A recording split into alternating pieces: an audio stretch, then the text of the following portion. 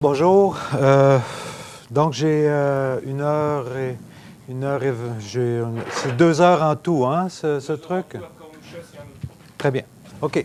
Donc, je suis Steve Bourget, Canadien, donc ça s'entend. Je vais essayer d'être aussi audible que possible. Premièrement, j'aimerais remercier Peter et les gens du CRA pour cette invitation. C'est la 3e fois que je viens à l'ULB pour parler de mes travaux. Aujourd'hui, ce que j'aimerais vous entretenir, en fait, c'est le sujet des fouilles de cette année. Donc, les recherches que nous avons faites au site de Dos Cabezas. Le site de Dos Cabezas est un site situé dans la vallée de Hequetepeque. Donc, vous pouvez pratiquer le Hequetepeque. Si vous réussissez à le dire, je vous donne une passe à venir fouiller à Dos Cabezas. Nous avons commencé les fouilles à cet endroit, je vais en parler un petit peu plus tout à l'heure, mais en 2010, suite après cela, des fouilles qui avaient été faites à cet endroit-là par Christopher Donnan durant un certain nombre d'années. Donc, je vais revenir sur ces points. Je vais vous donner quelques notions générales sur les moche, mais très peu. Ça sera en fait une présentation relativement spécialisée, mais j'espère que ça sera assez clair pour vous. Si ça ne l'est pas, je vous en prie, arrêtez-moi, posez-moi des questions. Je suis là pour vous servir, en fait. Donc, les fouilles de cette année ont été des fouilles qui ont débuté de façon classique, c'est-à-dire, comme toujours au Pérou, avec beaucoup de travail, de déplacement de tonnes et de tonnes de sable. Ce sont des sites qui ont des stratigraphies très imposantes, très profondes, un peu comme on retrouve aussi à Pachacamac, mais la Côte-Nord, en fait, on a des accumulations de sable très imposantes. Mais rapidement, les fouilles ont tourné finalement à une espèce je dirais peut-être de chasse aux sorcières ou de chasse aux étoiles. Finalement, c'est devenu un truc totalement différent de ce que je voulais faire. Et c'est un peu cela que je veux vous montrer aujourd'hui. Donc, le site de Dos Cabezas, comme vous voyez ici, est dans la vallée de Hequetepeque. J'ai listé ici les sites connus principaux qui sont en fouille actuellement, ou du moins qui ont été en fouille il y a dans le passé, donc de Paniamarca à aller jusqu'à Loma Negra. De Loma Negra tout au nord, on ne connaît rien. C'est un site qui a été pulvérisé, littéralement, par les pilleurs. Donc, Loma Negra n'est connu que par les objets qui ont apparu sur le marché.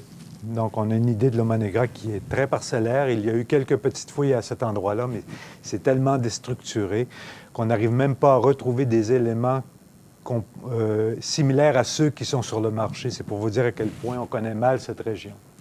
La région moche, on peut la découper en 2 ensembles. En tout cas, moi, je la découpe en 2 ensembles. J'ai des collègues qui ont des visions tout à fait différentes de la mienne, mais je crois en fait qu'on peut avoir... On a 2 grands groupes qui se côtoient, d'après moi, qui sont en contact permanent. Donc, ce ne sont pas des wakas isolés, ce ne sont pas des temples ou des centres cérémoniels isolés. Je crois que ce sont des centres cérémoniels qui, à leur époque, sont totalement en contact entre eux. Ils s'échangent des gens, ils s'échangent des denrées, il y a des matériaux qui passent. Il y a surtout aussi des idées qui sont transmises d'un site à l'autre. Et dans tout ce système, il se crée 2 ensembles distincts. Un ensemble au nord de la région de Paichan, qui comprend les 3 grandes vallées du nord, c'est-à-dire Lambayeque, Zania et Hequetepeque. La Leche qui est en haut fait partie du grand groupe de Lambayeque. Et au sud, vous avez, pour le groupe le plus important, disons à partir de Chicama à Santa, c'est le 2e groupe. Ces 2 groupes-là ont aussi des traditions stylistiques différentes. Et moi, je crois que ces traditions stylistiques qui sont différentes sont en fait liées au fait que, justement, vous avez 2 ensembles qui sont, eux, reliés de façon distincte. C'est-à-dire que le groupe du Nord, qui comprend Dos Cabezas, c'est un groupe qui est probablement relié entre eux sur la base des productions agricoles, des vallées qui sont contiguës, et le même système se fait au sud. C'est-à-dire, ce sont, d'après moi, deux entités politiquement légèrement différentes, mais reliées entre elles.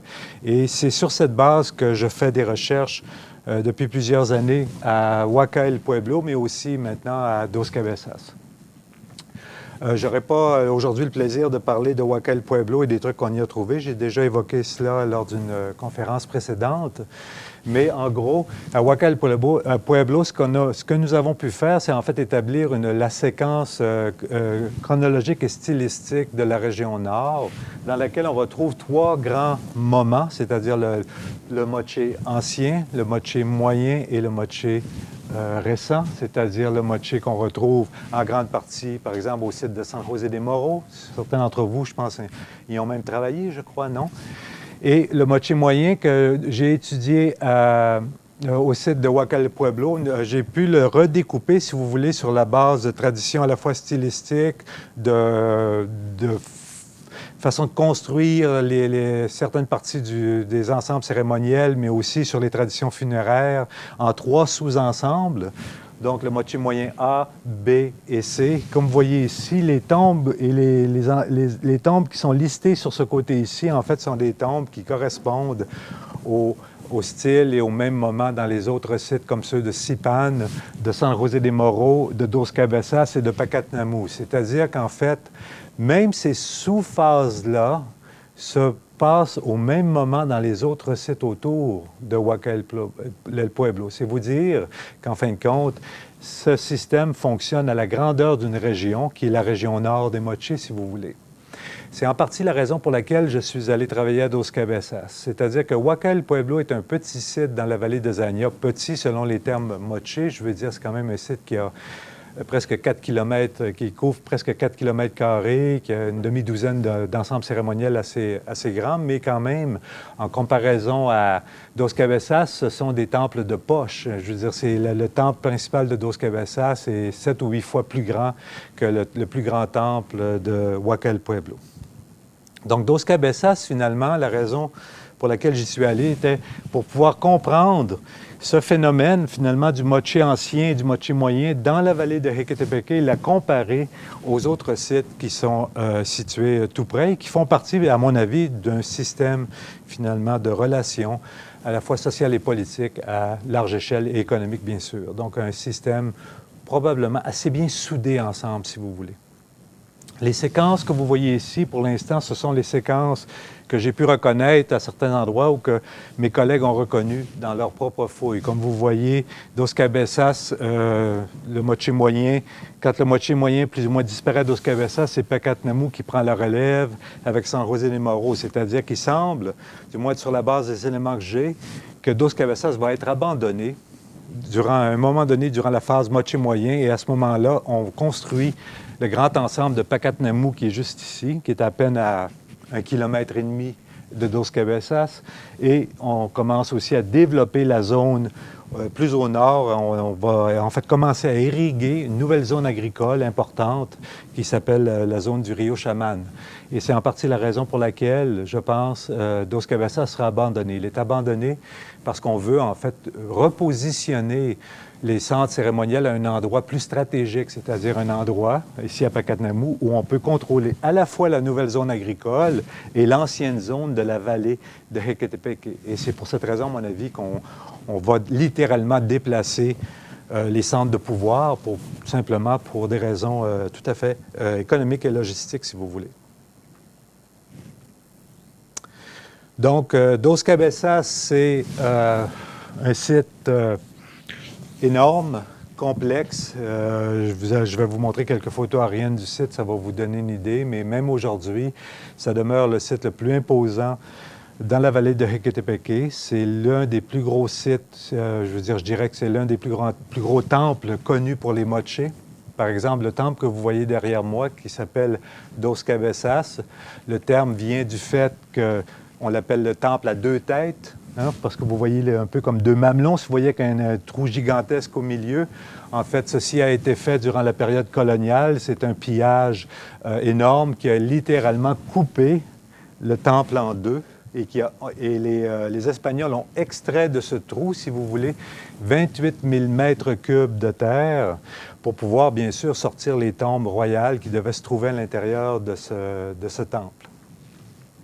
Une des raisons principales, c'est que le site de Dos Cabezas, le matériel qui sort du site de Dos Cabezas, c'est du matériel de haute classe. C'est vraiment du matériel imposant, très important. C'est les objets, quand le métal est majoritairement de l'or, donc il y a du cuivre argenté, bien sûr, mais c'est presque toujours des objets en or qui sortent des grandes tombes. Donc, vous pouvez vous imaginer que c'était l'intérêt principal des Espagnols, c'est-à-dire sortir finalement le métal précieux.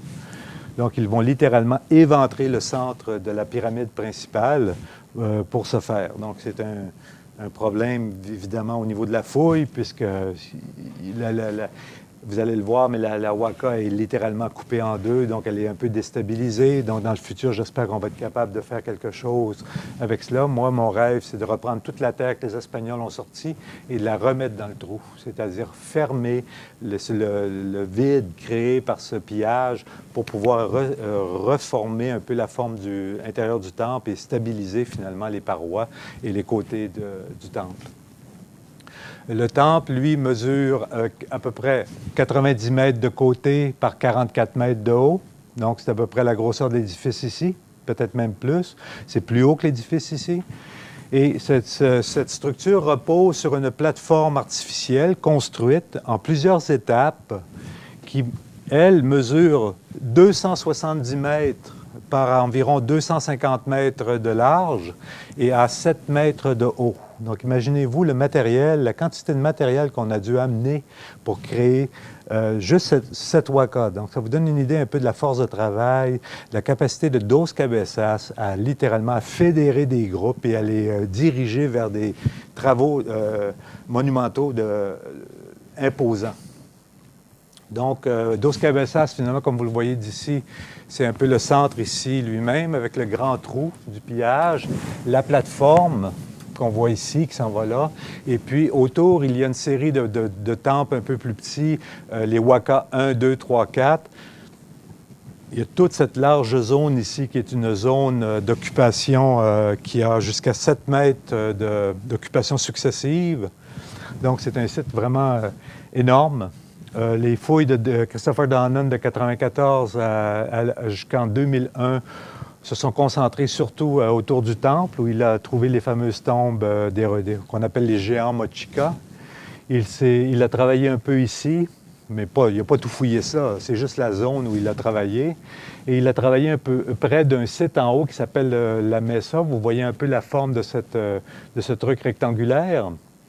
En fait, la Mesa, que nous allons revoir dans quelques minutes, est une structure qui a environ aussi 90 mètres à peu près de côté, qui a, je n'ai pas trouvé la base parce qu'il faudrait vraiment fouiller 7 ou 8 mètres de débris pour pouvoir atteindre la base de cette structure, mais qui mesure au moins 18 mètres de haut et qui est en fait une structure rectangulaire construite par les Lambayeque, c'est-à-dire que après l'abandonnement de Dos Cabezas, il semble que les Moche, bon, comme j'ai dit, vont aller s'installer à Pacatnamou. Ils vont faire leur truc, ils vont connaître leur histoire, ils vont se désagréger, si vous voulez, d'une certaine façon. Ils vont se transformer dans la culture qu'on appelle Lambayeque. Et autour du 11e ou 12e siècle, les Lambayeque vont revenir près de Dos Cabezas et commencer à construire des trucs. Donc, ils reviennent dans la vallée. Ces mochés transformés reviennent quelques centaines d'années plus tard et ils vont bâtir en fait cette grosse plateforme, ce gros temple, si vous voulez, dans la zone ancienne qui avait été initialement occupée par les mochés. Donc, j'y reviendrai parce que vous allez voir, il y a aussi quelque chose de caché à l'intérieur de la Mesa. Donc, on y reviendra dans quelques minutes. Les fouilles de l'année passée, en fait, j'avais 2 buts principaux. Premièrement, en 2010 et 2011, j'avais commencé à étudier la séquence de construction, l'histoire du site, si vous voulez. toujours les approches plus ou moins classiques de l'archéologie, c'est-à-dire établir une séquence chronologique pour le site, documenter les différents types d'occupation. Donc, on a fait la topographie du site avec une station totale, et puis après cela, bon, on a déterminé des zones de fouilles. L'année passée, j'avais deux objectifs. L'un, c'était de travailler autour du temple principal, je vais y revenir dans une minute, et puis de commencer à faire des fouilles dans des secteurs d'occupation domestique. Il y avait déjà eu des fouilles dans un secteur d'occupation domestique au préalable qui avait été fait le long de cette frange ici, par Christopher Donnan autour des années 95 ou 96, je ne me rappelle plus exactement. Et c'était un petit village que lui avait appelé le village de pêcheurs. Mais au-dessus de ces dunes, il y a des structures partout. Partout quand vous arrivez, c'est comme ça que vous voyez le site, c'est-à-dire c'est du sable, c'est tout. Aussitôt que vous donnez un coup de pelle dans le sable, vous trouvez des murs. Et très rapidement, on voit apparaître des ensembles architecturaux de nature domestique. Donc, en fait, ce que j'ai fait, c'est que j'ai décidé de commencer à fouiller, non pas le même genre d'occupation que Christopher Donnan avait trouvé, mais passer sur ces dunes-là, ce qui semblait être beaucoup plus densément occupé. Et en fait, elles le sont, c'est-à-dire c'est une zone finalement très importante où il y avait des occupations de longue durée, de gens qui étaient associés au temple lui-même. Et ça semble être une très large zone de production dans le cas que nous avons fouillé, entre autres, de production d'alcool de maïs. Donc, c'est une brasserie, pas belge, mais Mochica. Et on y produisait probablement de l'alcool de maïs, mais aussi d'autres produits. On y raffinait probablement des métaux, des trucs comme ça. La première saison, c'est la première saison de fouilles que nous faisons à cet endroit. Google me fait peur. En passant, si vous regardez ici, la forme que vous voyez là, c'est mon parvent du 18 juillet de l'année passée. En train de dire, ils ont pris une photo satellite pendant qu'on travaillait. Mon camion est en avant de la Waka, juste en haut. Donc, j'ai l'impression qu'un jour, on va être en train de fouiller, puis les gens vont nous appeler parce qu'ils nous voient sur le Google. Ça va être assez traumatisant pour moi, en tout cas. Je vais au Pérou pour avoir la paix, puis je m'aperçois qu'on se fait photographier au désert. Mais on va regarder, vous voyez les murs ici, l'architecture. Donc, en fait, c'est plein d'architecture. Et cet endroit-là a été très agréable à fouiller, très dur parce qu'il y a beaucoup de sable, mais très agréable dans le sens que, en fait, on a plusieurs occupations superposées. Nous en avons trouvé 7, on est descendu jusqu'à près de 7 mètres de profondeur. Et il y a des ensembles de jarres dans des places ouvertes avec des pièces attenantes. Ça, c'est une des étudiantes de l'Université de Trujillo qui travaillait avec nous. On l'avait introduite dans les jarres pour vider l'intérieur des jarres. Parce qu'elle est tout petite. Hein? Donc, elle rentrait dans la jarre, pour vrai. Mais il n'y avait pas d'autre façon de la vider. Puis il faut les vider, ces jarres-là, parce qu'elles sont pleines de sable. Donc, quand vous fouillez autour, la pression du sable à l'intérieur va fracturer la jarre. Donc, en fait, il faut toutes les vider. Donc, la plupart du temps, on peut les vider à la main, mais en fait, dans ce cas-là, il a fallu introduire l'étudiante à l'intérieur. Mais vous voyez, c'est des séries de jarres qui sont toutes organisées ensemble autour d'une jarre principale qui servait probablement à produire justement cet alcool de maïs. On met une espèce de chaux autour de la jarre pour la protéger du feu quand on fait la cuisson. Donc, c'est une zone assez intéressante. Une architecture bien faite, domestique, mais bien faite. Qui ne m'est pas étrangère. C'est vraiment le type d'architecture qu'on retrouve aussi dans d'autres sites mochés. Donc, c'est une classe de production. L'autre truc qui est très intéressant aussi, qui est ressorti de ces fouilles-là, c'est que c'est une classe, à mon avis, je dirais une classe moyenne, c'est-à-dire que la zone où Christopher Donnan a fouillé, ça semble être une zone de pêcheurs. Les murs sont faits très simplement, il y a très peu d'occupation, il y a beaucoup d'équipements de pêche, il y a beaucoup de petits foyers de cuisson. Dans ce secteur, c'est pas du tout ce qu'on trouve. C'est en fait un secteur très organisé avec des outils de production sur des os de baleine, sur de la pierre. On a même trouvé un coffre à bijoux. Ce que j'appelle un coffre à bijoux, en fait, je vais vous le montrer dans une seconde, mais dans ces pièces-là, on a trouvé une petite poterie. Et à l'intérieur de la poterie, il y avait des ornements nasals en or. Donc, la personne gardait ses bijoux avec des perles. Il y avait aussi 2 ou 3 colliers de perles. Donc, en fait, c'était un peu comme un petit coffre à bijoux qui était gardé dans la pièce puis qui a été oublié probablement. Mais vous voyez ici un peu les pièces. Vous voyez les occupations successives qui apparaissent sous les planchers. Ici, comme vous voyez ici, il y a 2 zones de production, l'une par-dessus l'autre directement. Cet étudiant est en train de s'enfouir littéralement dans le sol, mais le marqueur qu'il a dans les mains à 4 mètres de haut, donc ça vous donne une idée un peu jusqu'où on doit aller pour pouvoir fouiller. Le sable est facile à fouiller, mais c'est très difficile en même temps parce que tout veut redescendre. Tu passes ton temps à fouiller là-dedans avec le vent. C'est physiquement quand même assez dur. Une vue de quelques-uns des objets.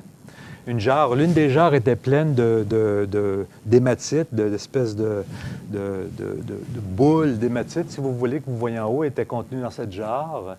Il y a énormément de jarres qui servaient à râper le maïs pour préparer cet alcool. Donc, on retrouve beaucoup de râpes qui sont faites en argile, des outils en os de baleine, des outils en pierre et en os de baleine. Ici, c'est un outil peut-être pour affiner le métal ou pour le polir. Donc, c'est plein de petites rainures et ça aurait servi probablement pour travailler du métal. Et nous avons trouvé aussi quelques dizaines, si vous voulez, de ces disques percés au centre avec une ouverture. Et en fait, ces trucs-là, on les retrouve autour des jarres, des petites jarres. Et j'ai l'impression que ça devait servir à tenir un genre de voile de coton au-dessus pour fermer les jarres lors de la fermentation. C'est-à-dire quand vous faites je ne sais pas si vous avez fait de la bière. Moi, j'en ai fait à une certaine époque. On la faisait à l'érable en passant. On essayait aussi avec du pot. On a tout essayé. Et puis, quand tu fermentes le truc, tu dois un peu ouvrir pour laisser l'air filtrer, mais pour empêcher la poussière de rentrer dans les jarres. J'ai l'impression qu'il devait faire ces genres de tissus, il les plomber avec des morceaux d'argile pour pouvoir maintenir le tissu en place. Donc, on a retrouvé tous ces petits disques-là un peu dispersés autour des jarres. Donc, probablement une belle petite zone de production. Mais le truc principal qu'on a fait, c'est de se diriger aussi vers la Waka. Premièrement, ce que je vais vous montrer, c'est ce qu'on a fait avant pour vous donner une idée de la séquence que j'ai pu établir sur le temple principal. Et après cela, la fouille que nous avons faite dans le coin nord-ouest du temple, c'est-à-dire juste ici. OK? Ce temple-là n'a jamais été fouillé vraiment.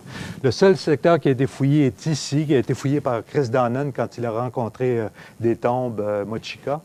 Mais après cela, il a étudié la façade nord, il a découvert un peu la base de la façade de la Waka, mais le reste a été laissé comme cela. Donc, nous autres, quand on a repris la fouille, on a dans un premier temps nettoyé, si vous voulez, les arêtes des murs pour trouver la forme du temple. Donc, les lignes blanches et jaunes et noires que vous voyez ici, c'est la forme du temple en escalier qui apparaissent. Les côtés du temple sont en escalier aussi, sont en zigzag, donc ils tournent. Les couleurs correspondent aux couleurs des murs. Donc, les murs étaient peints noir, jaune, rouge ou blanc. Donc, on a une bonne idée on commence à avoir une bonne idée de la forme du temple et on commence aussi à avoir une bonne idée de la construction de ce temple. Ce temple est orienté 10 degrés, un azimut de 10 degrés, donc 10 degrés vers l'est. C'est une orientation qui est la même que celle de Huaca el Pueblo. Huaca el Pueblo est construit de la même façon. C'est-à-dire que les gens de Dos Cabezas et de Huaca el Pueblo étaient en relation les uns avec les autres pour se faire. La seule façon que vous puissiez aligner deux édifices avec le même alignement à 10 degrés, c'est sur une visée qui est de type astronomique. On ne peut pas viser la même montagne dans deux vallées différentes. Donc, il fallait utiliser soit un compas, mais je ne crois pas que les Moche possédaient cette technologie. Du moins, nous n'avons aucun indice qu'ils pouvaient, en fait, utiliser ce genre d'outil qu'il avait inventé, ce qui serait peut-être pas impossible parce que technologiquement, c'est pas si dur à faire, mais en même temps, j'ai l'impression que la visée la plus simple, c'est tout simplement deux bâtons qui alignent une planète ou une étoile, et puis on trace une ligne, et puis on fait une construction. 10 degrés, je ne sais pas pourquoi. Si vous avez une idée, je serais très intéressé de savoir ce que vous en pensez. Donc, ce qu'on a fait en 2011, on a attaqué l'intérieur du trou que les Espagnols nous avaient fait, parce que ça me permettait de voir une coupe, si vous voulez, de l'édifice.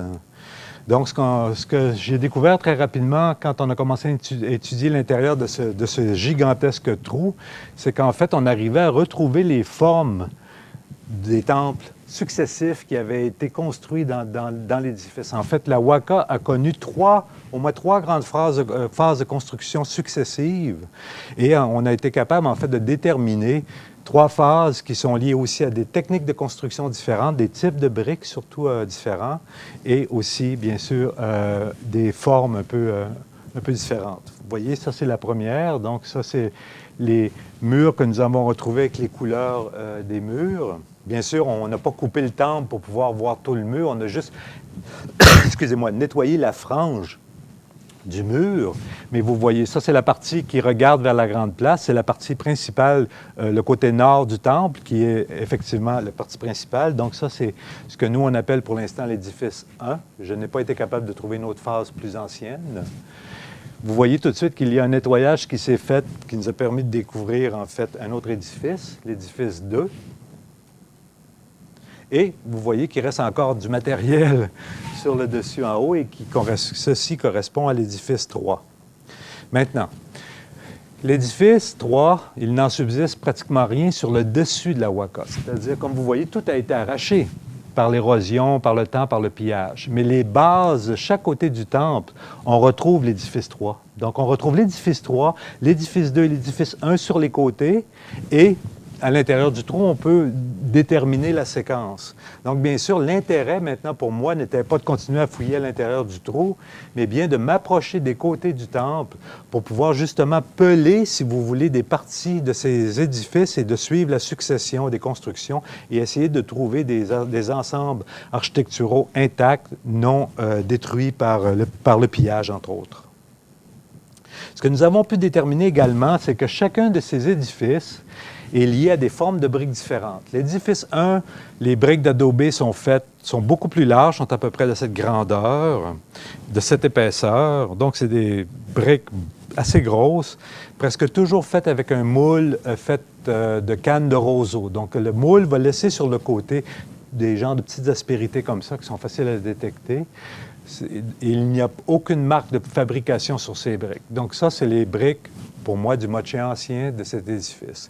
L'édifice 2, lui, il est marqué seulement d'une seule marque, qui est une croix, souvent faite avec un objet en bois, un genre de seau qu'on plante dans l'argile fraîche. Les briques sont plus petites, sont plus standards, elles sont un peu parallélépipèdes, si vous voulez, et elles sont faites avec un mélange de moules faites en planche et de moules faites en canne de roseau. La phase 3, l'édifice 3, il y a des marques d'adobe, des marques sur les adobés pour devenir fou. On en a plus de... À date, je pense qu'on a 120 types de marques différents. En nombre, je n'en ai jamais vu autant, mais aussi les formes de marques sont c'est pas juste une petite marque de doigts, tout ça, sont là, mais on a des trucs comme ça avec des espèces de têtes qui rappellent les têtes de poissons, de raies, ou de poissons-chats. On a des cercles, on a aussi des étampes faites peut-être en bois qui sont étampées en spirale. Bref, c'est la démence totale. Il y en a partout, ils sont presque toutes marquées. Donc, évidemment, pour moi, ce que ça veut dire, c'est que quand vous fouillez puis vous dégagez un mur, on peut rapidement assigner une phase architecturale et savoir dans quel édifice on fouille. Donc, on peut facilement, c'est relatif, mais il reste qu'on peut assez rapidement définir les grands groupes architecturaux et on peut les étudier l'un après les autres. En fait, ce que ça nous a permis de déterminer durant cette année de 2011, c'est que premièrement, on s'est aperçu que ce temple avait eu, que quand Christopher Donnan l'avait fouillé, lui, il était resté avec l'impression que c'était un seul ensemble architectural avec des modifications légères, mais qui dataient tout du moché ancien. Nous, ce qu'on voit, en tout cas du moins sur la base des travaux que j'ai faits, c'est qu'on a du moché ancien et du moché moyen et que ce sont des grosses constructions successives, en fait, qui se remplacent les unes les autres.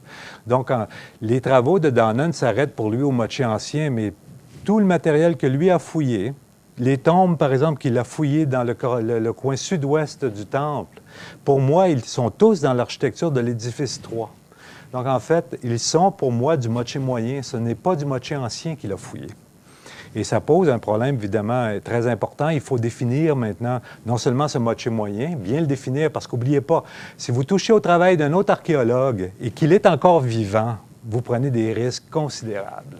Si vous n'allez pas vous faire des amis, vous pouvez être sûr de ça, vous pouvez en parler à votre professeur Peter, il en a sûrement eu l'expérience.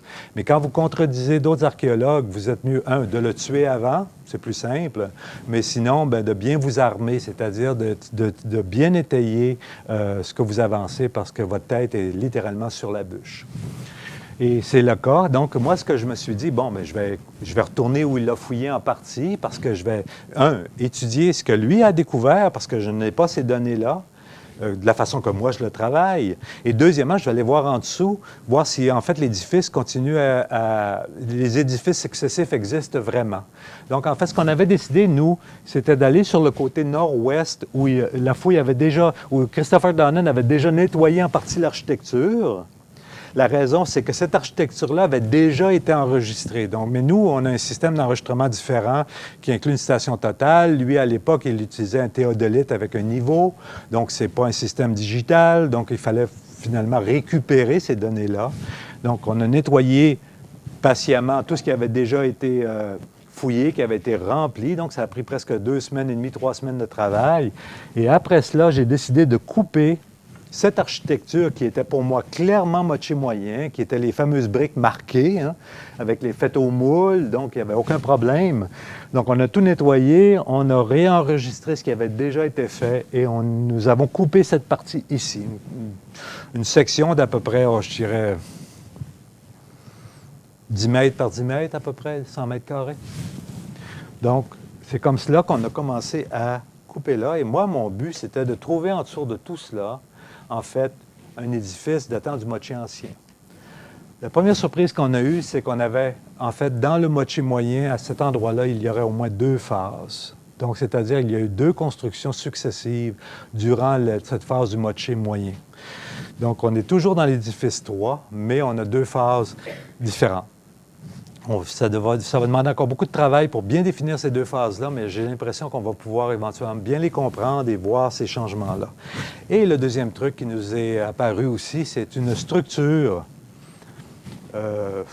pour moi, totalement rock'n'roll, une affaire que j'ai jamais vue. Et puis, j'ai 57 ans, j'ai fouillé depuis que j'ai 20 ans, donc ça fait longtemps que je fais des petits trous. Et on est arrivé sur cet objet. Il n'y a pas de pointeur, hein? Vous n'avez pas un pointeur par hasard? Ah, on peut ça là-dessus? Sur la souris.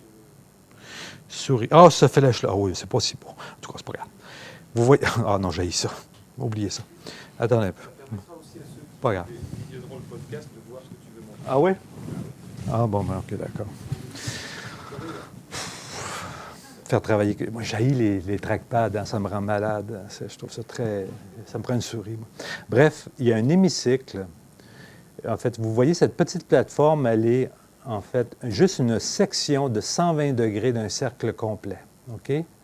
Donc, c'est juste une section de 120 degrés qui est dans le coin nord-ouest du temple, qui regarde vers rien, parce que la grande place qui est en avant se termine là, c'est-à-dire, vous voyez que ce truc, il y a une petite place en avant, il y a cette plateforme, il y a une rampe en arrière et il y a une pièce à l'arrière de cette petite structure de 120 degrés.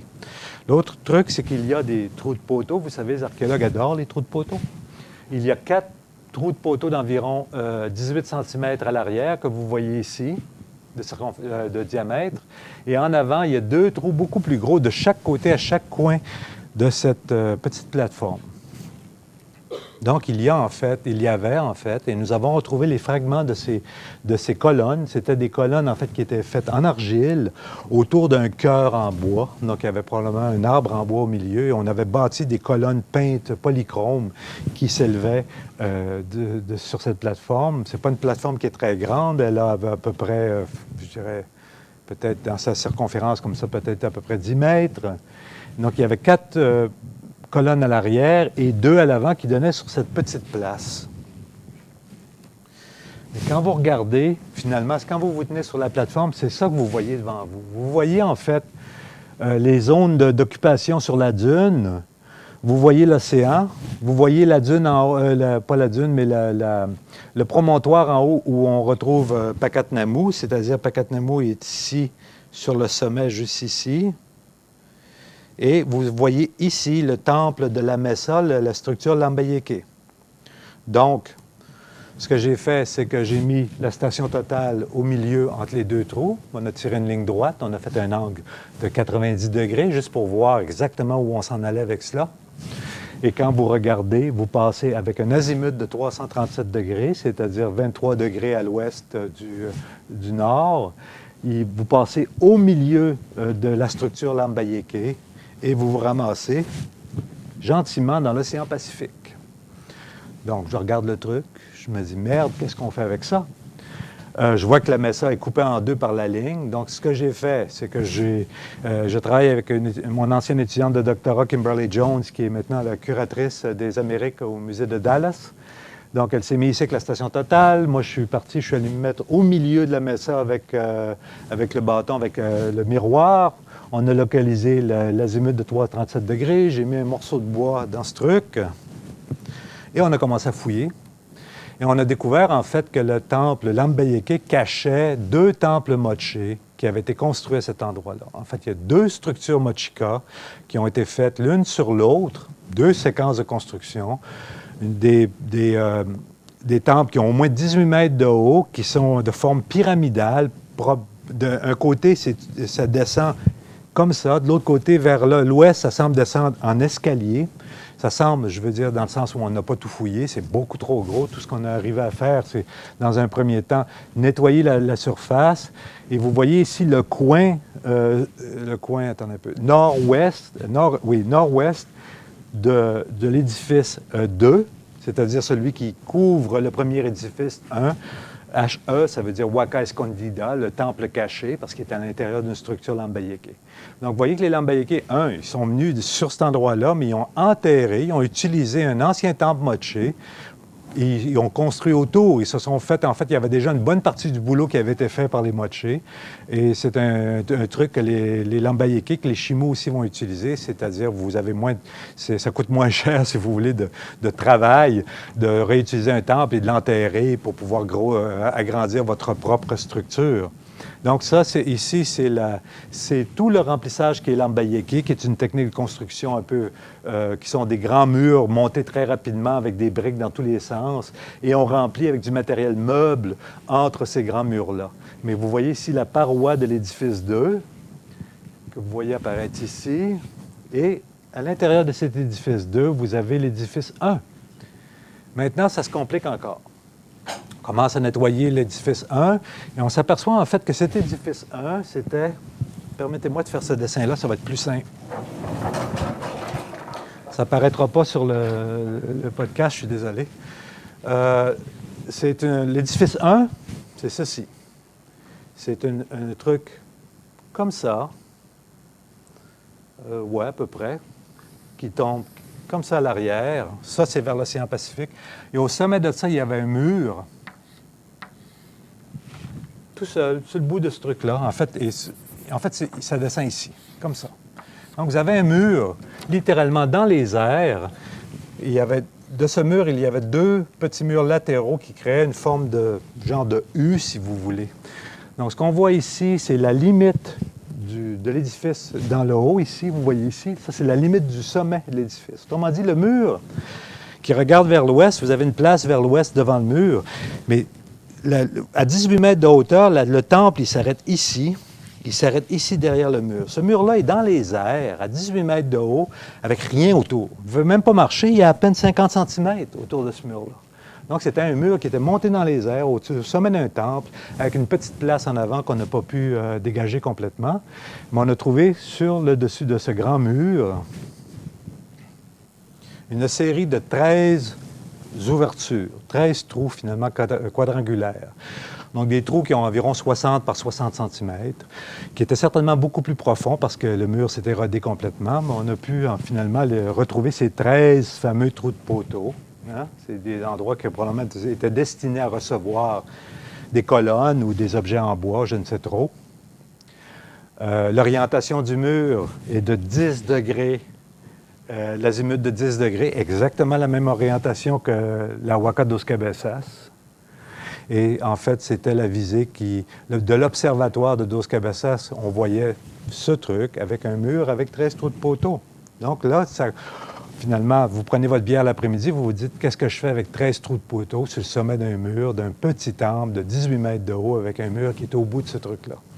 Architecture que moi, j'ai jamais vue dans un temple mochica, mais en fait, architecture que j'ai jamais vue dans aucun autre endroit, finalement, du Pérou à date. Donc, on a commencé à penser à ce truc-là. On a évidemment étudié nos trous, on les a mesurés, on les a enregistrés, on les a nettoyés, on a tout fait le petit boulot.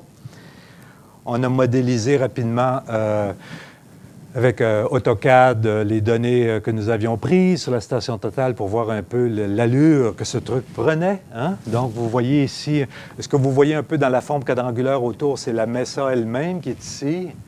Et au-dessus, vous avez le fameux mur avec les trous de poteaux, les deux ailes latérales. Et ceci ici est la limite du sommet de ce temple.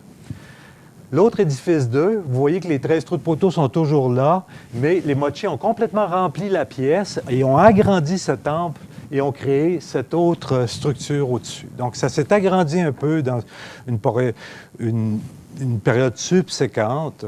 Ce qui est intéressant, finalement, c'est que c'est du moché moyen pour les deux structures. Ça date du même moment que la construction de l'observatoire que nous avons détecté. Il y a 2 phases de construction. Donc, encore, les 2 phases de construction du moché moyen se répètent à cet endroit-là. On a commencé à se dire, bon, ben merde, si c'était un mur qui regarde vers un long mur qui va du sud au nord, ou à peu près à 10 degrés près, et qui a 13 trous de poteaux dessus, peut-être que c'était fait pour avoir des visées, des visées finalement sur le mouvement du soleil. Hein? Donc, on commence à inventer, on se raconte des histoires finalement. Donc, vous voyez l'observatoire, l'alignement. L'alignement, c'est les 2 extrémités du mur que vous pouvez voir à partir de l'observatoire. Donc, votre visée de 337 degrés vous donne une vision d'un mur sur le côté. En fait, vous voyez finalement une série, les poteaux seraient tous alignés à peu près les uns derrière les autres à ce moment-là. Mais si vous étiez à l'arrière de ce mur, vous auriez une vision des poteaux, si vous voulez, vers l'océan, dans ce sens-là. Donc, on a commencé à regarder où se place le soleil durant les solstices d'hiver et d'été. On a commencé à définir finalement la possibilité que nous avions un observatoire. Bon, pour faire une observation sur un solstice, vous avez besoin d'un point fixe et d'un point de référence. Hein. Donc, finalement, vous avez besoin d'un point où vous vous tenez, vous avez une visée et vous avez un point devant vous, dans le sol, peu importe, qui vous permet de localiser le soleil au-dessus de cette visée, si vous voulez. OK? Donc, en fait, vous devez avoir un lieu d'observation, une plateforme d'observation à partir de laquelle vous pouvez apprécier à la fois, en fait, le solstice du 21 décembre et le solstice du 21 juin. Comme vous le savez, le Soleil, finalement, à cause de l'axe de la Terre, se déplace, finalement, du nord au sud sur une période de 6 mois. Donc, il va atteindre son solstice d'été autour du 21 juin, qui est la période la plus longue du jour durant cette période, et la période la plus courte sera le 21 décembre. Et il va bien sûr 2 fois par année passer à l'équinoxe, c'est-à-dire passer au moment de mi-chemin, si vous voulez, entre les deux événements. Donc, en fait, du même lieu d'observation, vous allez voir le Soleil, à partir de quelques semaines, se déplacer au-dessus d'un poteau jusqu'à son équinoxe sur une période d'à peu près 3 mois. Et après ça, il va se rendre jusqu'à l'autre position. C'est l'idée d'un calendrier solaire. Retourner après ça dans l'autre sens pour le mois de septembre, pour l'équinoxe de septembre. Et par après, bien sûr, finir son aventure durant l'équinoxe, durant le solstice de décembre. Bon. Ça, c'est la partie théorique, c'est un peu l'idée qu'on avait. Je vous racontais durant la bière de 3 heures de l'après-midi, après avoir fait nos fouilles. Parce qu'on ne fouille pas, on arrête à 2 heures de fouiller sur le site. Le vent est trop féroce, ça devient trop dangereux. Donc, en général, on prend une bière à 3 heures et puis on ouvre le labo et on continue tard dans la nuit à travailler. Donc, j'ai commencé à revoir la littérature sur des calendriers solaires qui aurait pu exister au Pérou. Il y a 2 grands articles qui ont été publiés. L'un qui a été par Ivan Gessi, qui est sur un site qui s'appelle Chanquillo, où lui soutient qu'il a trouvé un calendrier solaire qui est constitué par 13 monticules. Ça, pour moi, c'est intéressant. J'avais 13 trous de poteaux.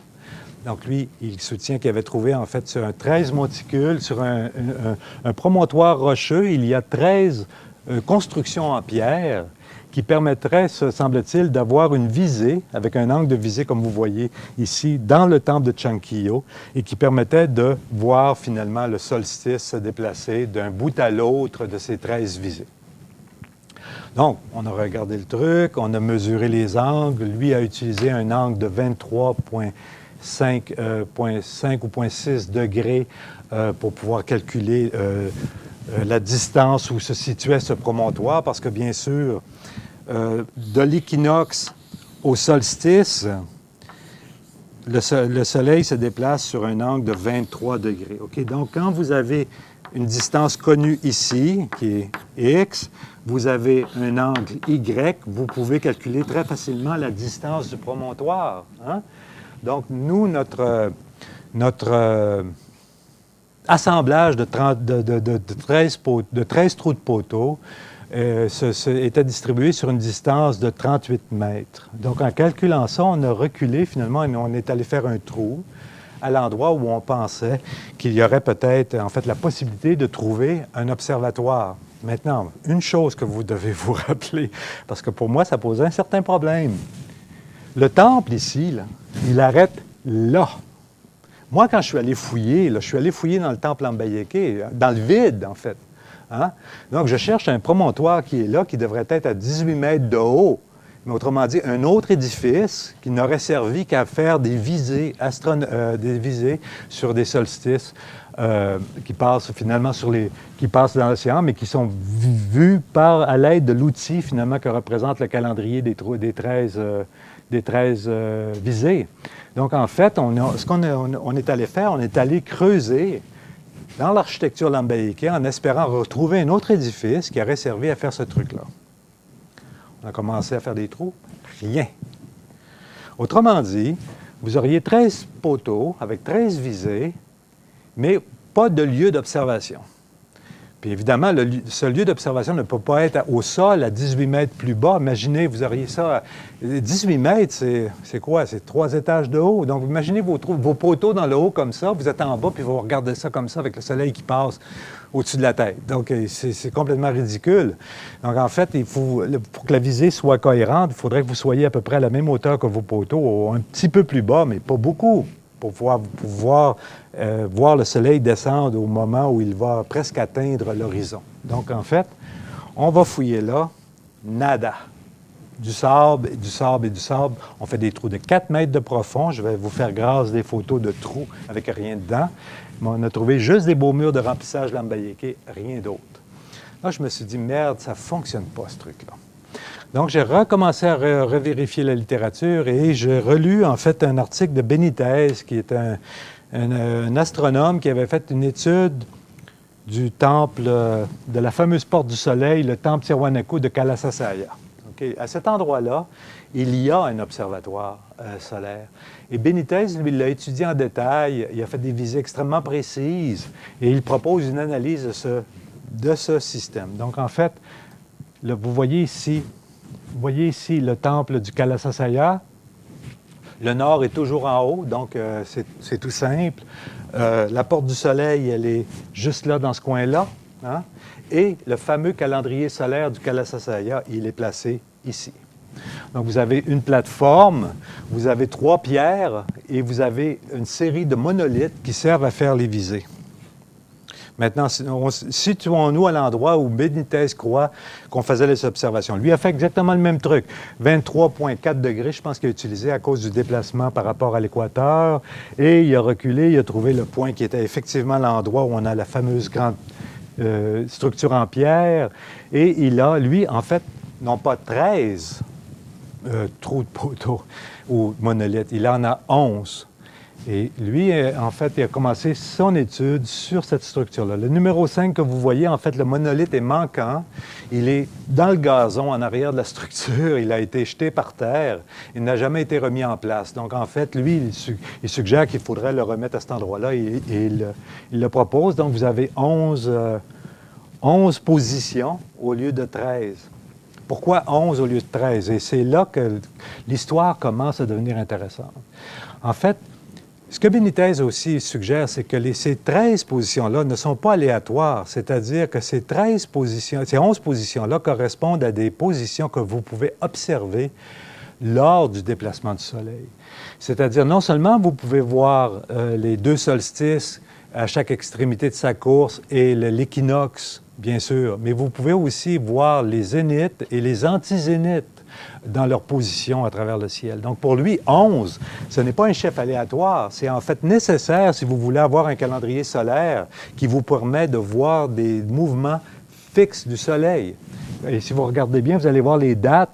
Vous voyez qu'il n'y a pas le même nombre de jours entre chacun des monolithes. Hein? C'est pas 11, c'est pas 182 jours et demi divisé par 11. C'est en fait des positions quand le Soleil rencontre un axe bien précis dans le ciel à cet endroit-là. Hein? Donc, en fait, ce que nous propose Benitez, c'est 11 positions, non pas 13. Et bien sûr, une course du Soleil qui va d'un solstice à l'autre sur une période d'environ 182 jours et demi. Alors là, je me suis dit, ah, ça, c'était une autre histoire. Donc, on a recommencé des trous, on est retourné, on a fait 11 positions au lieu de 13. Je reviendrai sur les 2 qu'on a laissés de côté. Et comme vous voyez tout de suite en blanc, vous voyez que ça change complètement l'endroit où on devait creuser. On a recommencé à creuser. Rien trouvé. Là, j'ai dit en québécois, « Chris, qu'est-ce qui se passe? » Premièrement, pourquoi? Ce mur-là, c'est le mur du premier édifice, HE1. Il a été enterré dans l'édifice HE2. Donc, j'arrive là, rien, un trou. On recommence à fouiller juste en avant de ce truc-là. Moi, j'ai une tête de cochon. On fait un autre trou, on trouve une structure. Enterrée, profonde, énorme, semi-circulaire, petite plateforme dans le coin, trou de poteau là-dedans, coupé par les lampes Bayeke. On est descendu 7 mètres de profond. En fait, on a une architecture qui est probablement une espèce de... J'arrive même... je ne comprends pas très bien, mais probablement une espèce d'édifice qui est en fait un grand mur qui monte dans les airs, sur lequel il y a une petite plateforme dans un coin et qui pourrait très bien servir de lieu d'observation. Mais en fait, si vous vous tenez à l'endroit que je viens de vous décrire, le mur que vous devez regarder à 11 positions, il doit être 3 mètres plus à l'ouest que celui que nous avons trouvé. Donc, ce qui est possible, il y a 2 possibilités. C'est là qu'à ce moment-là, vous vous dites, ah là, l'archéologue en invente. 1, c'est qu'il y avait un autre mur qui a été construit par les Moche pour l'édifice 2 qui était décalé de 3 mètres plus à l'ouest que celui qui était de l'édifice 1. Et qu'en construisant le promontoire utilisé pour l'observation du calendrier 2, si vous voulez, ils ont détruit le promontoire qui servait pour le calendrier 1. Hein? Et là, vous vous dites, le mec est en train de planer. Parce qu'évidemment, il a un lieu d'observation, mais il n'a pas la bonne position dans le lieu d'observation. Et vous avez totalement raison. En fait, pour l'instant, sur ce site, nous avons un sérieux problème quant au positionnement entre le lieu d'observation supputé et le mur que nous avons dans les mains en ce moment. OK? Donc, je suis resté un peu sur ma faim, mais en même temps, je me suis dit, Benitez a raison, son truc fonctionne. Mais il est fort probable, en fait, quand on va y retourner l'année prochaine et on va nettoyer en 3 mètres à l'ouest, on va tout nettoyer la surface, on va être très prudent et peut-être qu'on va trouver des trous de poteaux, justement, qui ont servi à cet autre calendrier-là.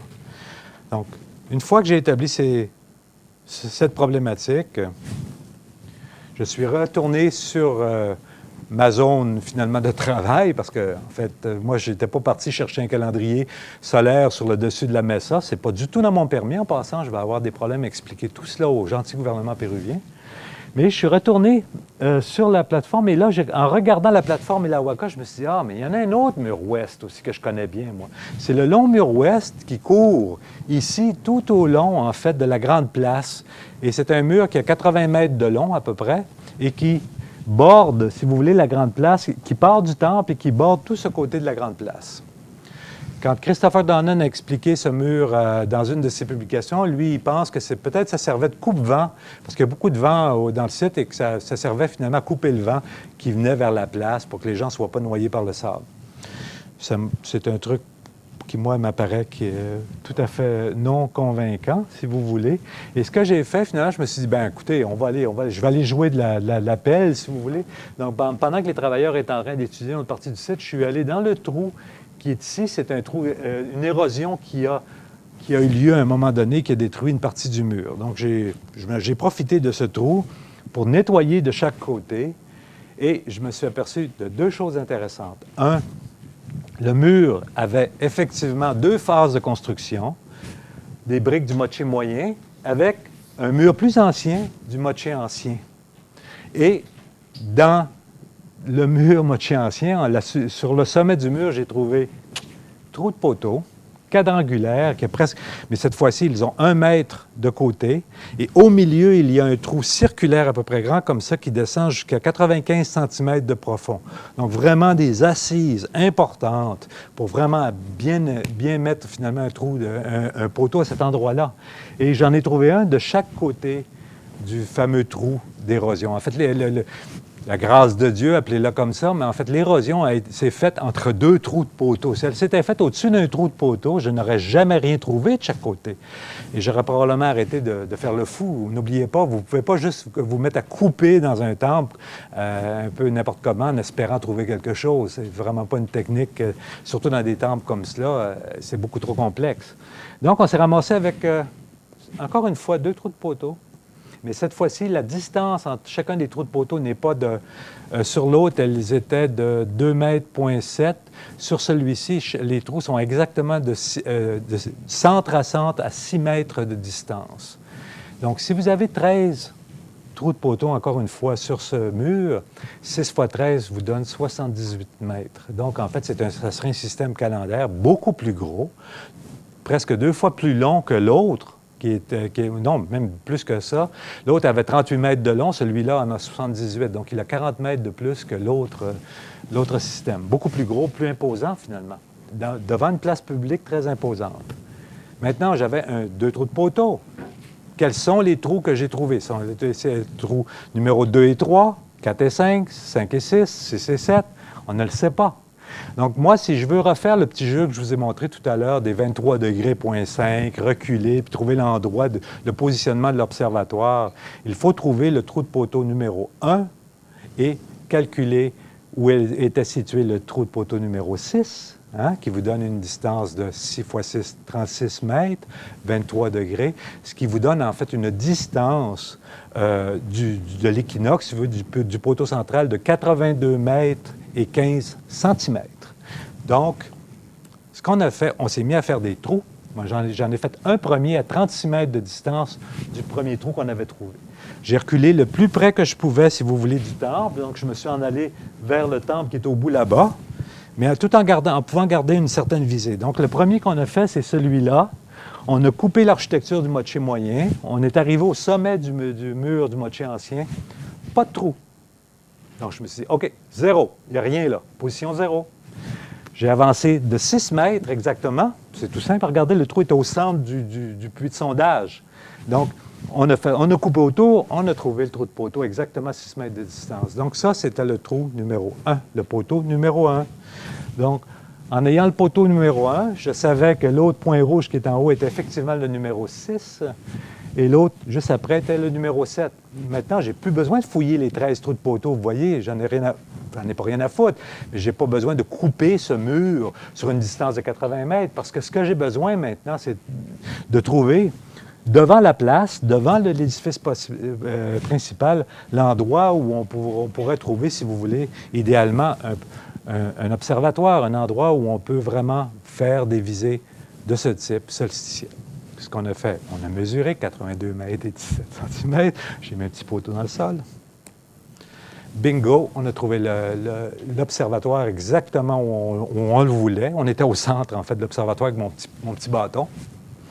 Voici l'observatoire. Il a été enterré dans des phases ultérieures de construction parce qu'en fait, c'était un observatoire du Moche ancien, enterré dans la structure de la place du Moche moyen.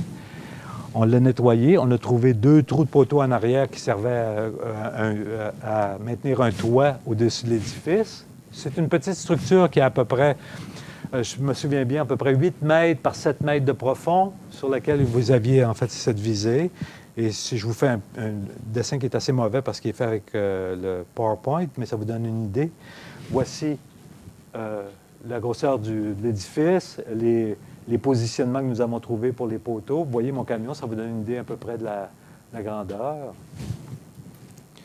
Donc, nous avons commencé à vérifier les angles et ça fonctionne, mais il y a beaucoup de travail à faire avec des logiciels pour repositionner le soleil il y a 1500 ans à cet endroit avec ce type de visée. Moi, je suis en train de le faire, mais vous voyez ici que nous avons un calendrier solsticiel en bonne et due forme sur une base de 11 et il reste 2 poteaux qui ne sont pas utilisés dans ce système, mais qui sont là. J'y reviens dans une seconde. Ça vous donne une idée ici du genre d'observation qu'on aurait pu faire. Maintenant, 12 et 13, à quoi ça peut bien servir?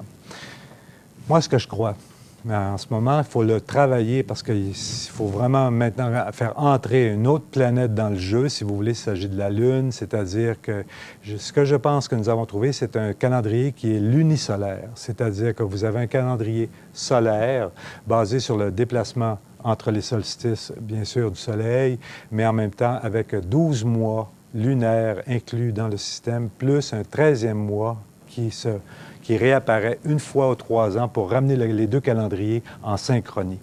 Donc, les calendriers lunisolaires sont des phénomènes qui sont connus à travers le monde. Je vais y revenir dans une minute. Mais j'ai l'impression que les poteaux 12 et 13, ils servent à cela. Ils servent, en fait, à faire des observations lunaires sur les mois lunaires pour pouvoir remettre en synchronie ces 2 calendriers. Ces 2 calendriers, en fait, ils divergent l'un de l'autre d'environ 11 jours par année. Donc, à chaque année, vous perdez 11 jours environ sur le calendrier lunaire. C'est-à-dire qu'après 2 années, vous êtes presque un mois complet en arrière sur l'un des 2 calendriers. Donc, vous devez les repositionner avec un 13e mois. Quand vous remettez l'azimut de 3,37 degrés sur cette série de poteaux, si vous voulez, le poteau 6, qui est le poteau central du calendrier solaire, et la visée est exactement au centre où se situait l'édifice du Moche ancien à cette époque. C'est-à-dire exactement au centre ici, où vous avez les extrémités du mur et l'endroit que vous auriez pu faire une visée de 337 degrés. Donc, c'est une hypothèse de travail. Je n'ai pas de preuve que c'est un calendrier lunisolaire, sauf que j'ai une bonne preuve que c'en est un solaire, par contre. Mais les calendriers lunisolaires, finalement, comme vous voyez ici, le but, en fait, c'est de ramener, de combler le déficit de 11 jours qu'on a entre les 2 calendriers. Donc, ce sont des calendriers qui ont des utilités différentes. Les calendriers lunaires sont souvent utilisés dans des contextes agricoles, dans certains festivals. Les calendriers solaires, c'est un calendrier qui est plus, je dirais, plus solide au terme de fixer des dates dans l'année sidérale. Des calendriers lunisolaires, on en connaît plusieurs. Il y en a, entre autres, chez le calendrier hébreu, samaritain, tibétain, chinois. Donc, il est ajusté tous les 3 ans, en fait, par un mois intercalaire qu'on appelle une année embolismique. Donc, moi, j'ai l'impression que les Moche, c'est ce qui faisait avec ce fameux 12 et 13e trou de poteau. Il faut observer maintenant la Lune et le Soleil. Comment se passe le rendez-vous entre la Lune et le Soleil à partir de ces observatoires pour voir maintenant quand la pleine Lune, où elle se situe, comment elle évolue durant l'année, pour voir quelle utilité aurait pu avoir finalement ce double système. Maintenant, pourquoi un calendrier de ce type est si important? Bon, premièrement, il n'y avait pas jusqu'à cette année de calendrier connu chez les Moche. J'ai la prétention, certains de mes collègues l'ont aussi, de dire que les mochés étaient en fait un État, une société, dont la complexité sociale est telle qu'on peut dire que c'est une société étatique, c'est-à-dire avec une noblesse, avec peut-être même des rois. Donc, nous avons fouillé une tombe en 2008 à Huacal Pueblo, qui est une tombe probablement de ce type. Donc, si c'est un État, si c'est un État organisé, vous avez vu que le style, les formes de construction sont similaires d'un temple à l'autre, donc ils sont en communication constante entre eux. Si vous voulez être en communication avec vos voisins, vous devez contrôler le temps. Si vous ne contrôlez pas le temps et que vous faites une société étatique, vous êtes en charge, mais comment allez-vous planifier l'année? C'est-à-dire non seulement pour les rituels, disons, agraires, les activités de construction, les activités agricoles, mais aussi les rituels entre les différents temples. Autrement dit, si vous fixez un rendez-vous à vos voisins, vous le fixez comment? Hein? Vous ne pouvez pas lui envoyer un SMS, vous ne pouvez pas lui envoyer des signaux de fumée. Donc, en fait, la façon la plus simple, c'est vraiment d'utiliser un calendrier qui est disséminé à la grandeur du système et tout le monde connaît les règles du calendrier. Donc, si vous faites un rituel à tel moment de l'année, vous pouvez exactement inviter les gens à venir assister à ce rituel et à venir y participer. Donc, en gros, ce calendrier lunisolaire, appelons-le comme ça pour l'instant, Etatal Mochica, sert en fait à mesurer précisément, est une mesure précise et standardisée du temps.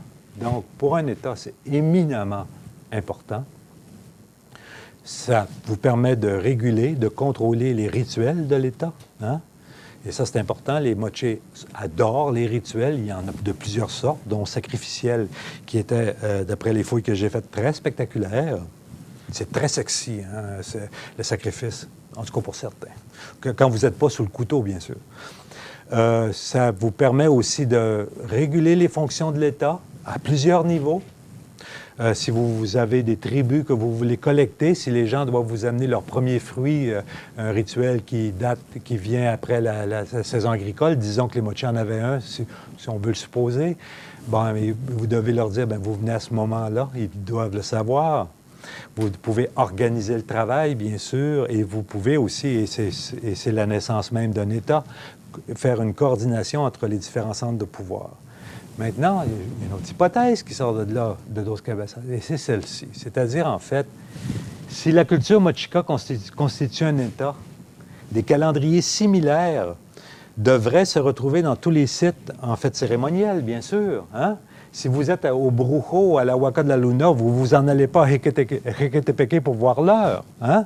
Vous regardez chez vous. Donc, vous devez avoir un calendrier chez vous aussi. Donc, je vais commencer à m'amuser avec cette idée-là. Et j'ai écrit à mes collègues, mais je n'ai pas eu de réponse à date. Mais j'ai regardé un site que je connais bien puisque j'y ai travaillé plusieurs années, c'est-à-dire le site des Huacas de Moche, et particulièrement la Huaca de la Luna. Donc, la Huaca de la Luna, c'est un peu c'est un des plus grands sites Moche. D'après moi, c'était probablement le grand site central de ce système étatique. Et la Huaca de la Luna a plusieurs petites particularités intéressantes. Non seulement les murales polychromes et tout cela, c'est un site qui a été fouillé quand même assez abondamment, donc on a une bonne idée de l'architecture du site. Et il a un long mur ouest à l'intérieur d'une grande place. Donc moi, tout de suite, j'ai commencé à jouer avec les données que j'avais, parce que bien sûr, je n'ai pas fait, moi, de relevé avec digitaux sur le site, donc je n'ai pas les axes parfaits. J'ai travaillé avec ce qui a été publié. Donc, ça donne une précision relative, mais permettez-moi de vous montrer un peu à l'endroit où devrait se situer ce calendrier solaire, s'il y en a un. Et je suis prêt à vous gager le nombre d'euros que vous voulez qu'il y en a un, et je sais où il est. Voici. En fait, quand vous faites votre azimut de 337 degrés, je reviendrai sur l'importance de cet azimut, vous avez une visée le long du mur ouest qui passe directement. Et moi, j'ai l'impression que l'endroit qui servait, parce que en faisant les mêmes calculs dont je vous ai parlé, l'endroit qui servait à faire les visées du calendrier devait être à cet endroit-là, où il y a une petite plateforme, et les poteaux devaient se situer, à mon avis, le long de ce mur. Vous voyez, vous avez une vision ici un peu des angles que cela donne. Bien sûr, encore une fois, là, tout ce qu'il y a à faire, c'est aller nettoyer le dessus de ce mur-là puis faire des petits trous. Mais j'ai l'impression que si on trouve un des trous de poteau, on va pouvoir mesurer, recréer ce calendrier-là et démontrer que les Moche avaient bel et bien un système très sophistiqué de calendrier. Voici les deux endroits qui servent à faire ces visées. Celui-là est particulièrement intéressant parce qu'il a une iconographie sur ce mur qui est exceptionnelle, extrêmement complexe, qui est en fait, c'est un peu comme si vous aviez pris toute l'iconographie Moche, je ne sais pas si vous connaissez un peu les scènes, vous sortez tous les thèmes, vous prenez tout ça et vous jetez cela contre le mur. Et puis là, ça se distribue un peu n'importe comment et vous vous ramassez avec un mur sur lequel vous avez à peu près tout ce qu'on retrouve dans l'iconographie. Ça va des formes de sacrifices humains aux rituels guerriers, aux plantes, aux scènes de bateaux. Bref, tout le jeu finalement iconographique se retrouve distribué de façon relativement aléatoire sur ce grand mur. C'est une petite plateforme, donc un endroit idéal peut-être pour faire un peu ces visées, si vous voulez, de 337 degrés. Maintenant, je suis retourné derrière l'observatoire. Rappelez-vous, moi, le but, c'était d'aller en dessous. C'était pas d'étudier un observatoire astronomique. Donc, ce qu'on a fait, c'est qu'on est allé ouvrir la petite pièce en arrière, le plancher qui était juste en arrière, pour ne pas toucher à cette structure semi-circulaire.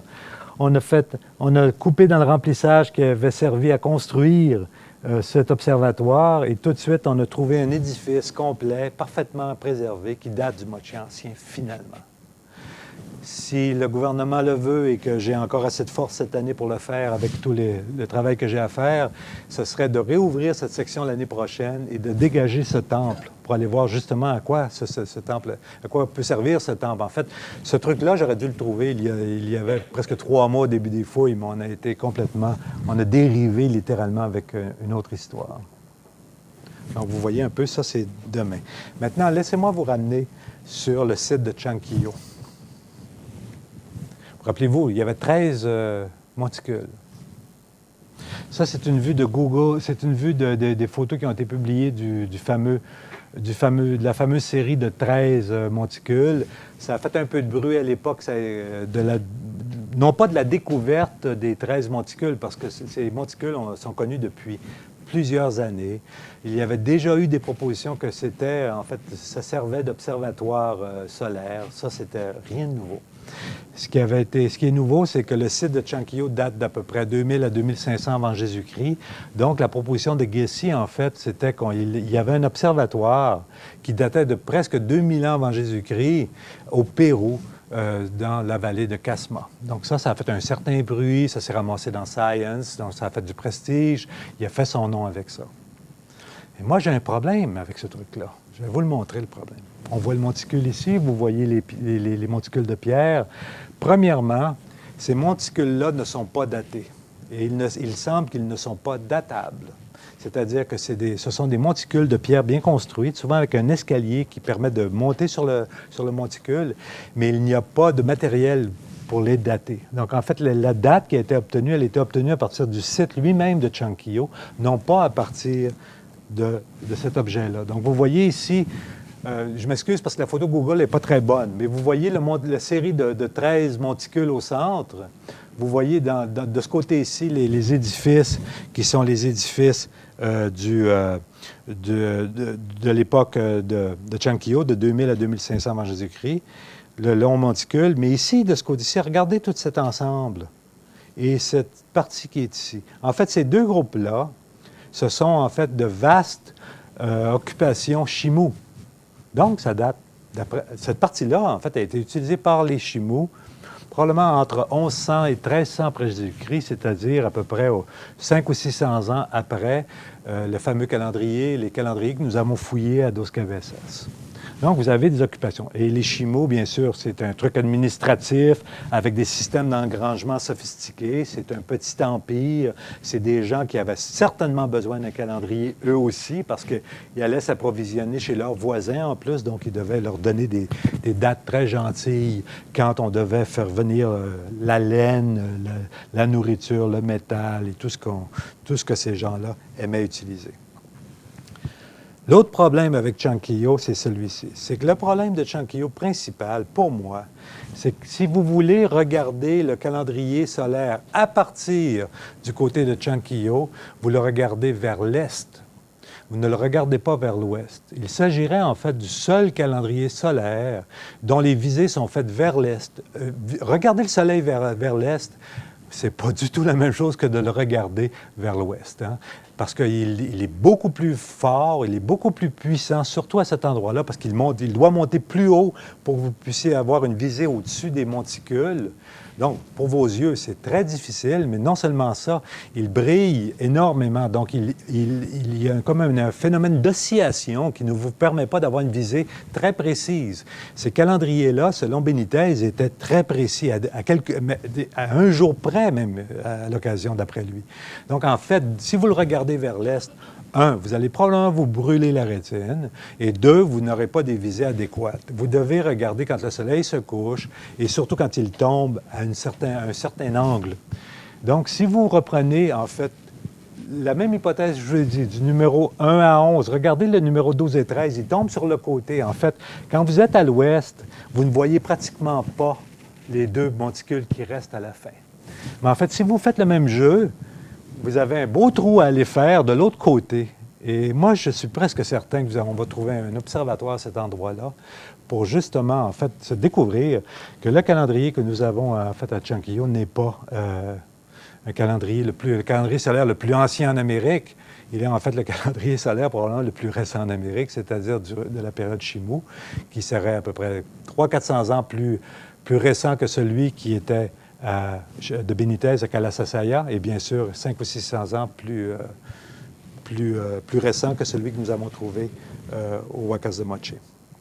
Et là, je pense que je vais m'arrêter. Je vous remercie.